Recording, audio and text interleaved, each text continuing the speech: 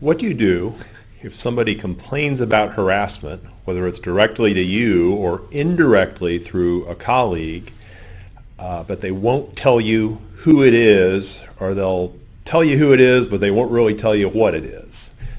What do you do with that? That puts the company in a hard position, and something we need to be sure we're prepared for. So, first of all, just sort of a preventive measure, you shouldn't promise confidentiality if somebody comes to you with this sort of concern.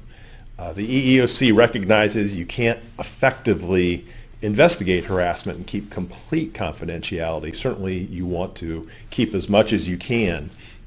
But it's very natural when somebody comes to you and asks for confidentiality for a manager to give that. You want to train managers not to do that, to say, listen, of course we will handle it with as much discretion as possible, but I can't promise absolute confidentiality because we have an obligation to address things that you may tell us.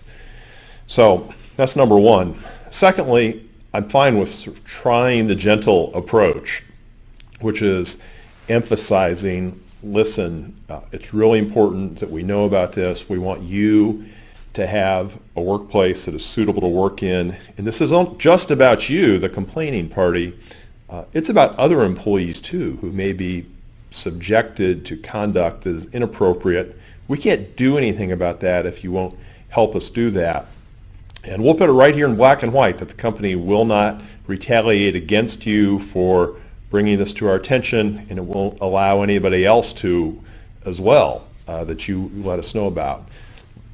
Maybe give it a little time. You don't want to give it too much time. Let someone think about it. Hopefully get them comfortable with providing the information that you need to make the workplace appropriate and protect the company from liability. And secondly, you might talk to other people around. Choose carefully who you're talking to. And depending on the nature of what you've heard, you certainly don't want to falsely accuse somebody of misconduct, but maybe there are people in the vicinity or in that part of the organization you can ask some open-ended questions to that might get you some information to sort of help you figure it out. I've had situations where the person will not tell us, and we have managed to go figure it out with a client's team as to what the issue is and then address it. Sometimes that will work. At some point, if the person will not tell you, they're putting you in a bad position as a company. The company has an obligation to address situations it knows about.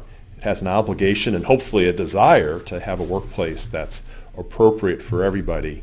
And you've told us there's a problem and you won't tell us what it is.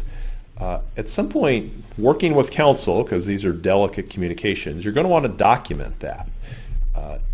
Choosing your words very carefully, that you've brought this to our attention, we want to address the issue, we're trying to figure it out, and as soon as you help us figure it out, we will consider the facts and take the appropriate steps. You've got to protect the company at some point from that. That doesn't mean you're done, of course. Okay, I'm not going to worry about that part of the organization anymore. I sent that memo that said, hey, it's on you now.